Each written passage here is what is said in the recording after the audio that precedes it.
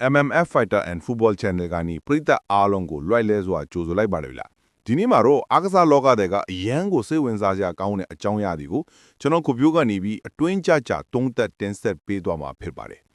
ပထမဆုံးအနေနဲ့ One Championship ပရိသတ်တွေတဲ့တင်းကောင်းတစ်ခုရှိပါတယ်လာမယ့်နိုဝင်ဘာလ9ရက်မှာကျင်းပမယ် One Fight Night 37အတွက်ပိုစတာတစ်ခုထုတ်ပေါ်လာပါပြီ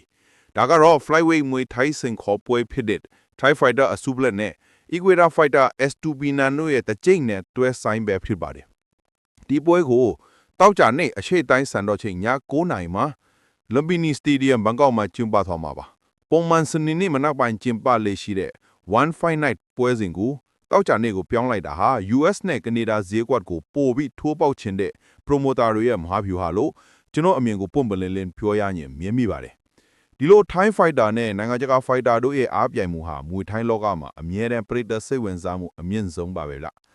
အခုလက်ရှိ Flyweight မွေတိုင်း Division ကိုကြည့်ရင်စိန်ခေါ်မှုတွေကအပြင်းထန်ပါပဲလားစူပလက်လောတသက်ဆက် Thai Fighter တွေဟာနိုင်ငံတကာကနမဲကြီး Fighter တွေကိုအနိုင်ယူပြီးထိတ်ဆုံးခါဘတ်ပိုင်ရှင် Rod တိုင်ကိုစိန်ခေါ်ဖို့စ조사နေကြတာသိကြပါတယ်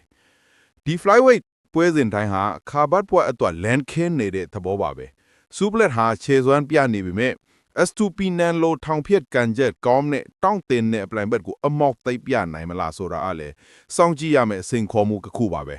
တကယ်လို့စူပလက်တာအနိုင်ရခဲ့ရင် Rod တိုင်ကိုစိန်ခေါ်ခွင့်ရဖို့သူဖုံးသက်တင်ဆက်မှုတွေကတော့ဒီလောက်ပါပဲခင်ဗျကျွန်တော်ပြောသွားတဲ့အကြောင်းအရာတွေနဲ့ပတ်သက်ပြီးညီကိုတို့ရဲ့အမြင်တွေကိုကွန်မန့်မှာဝင်ရောက်ဆွေးနွေးသွားကြဖို့ဖိတ်ခေါ်ပါတယ်စူပလက်နဲ့ STP နိုင်ပွဲကိုဘယ်သူနိုင်မဲ့ထင်လဲ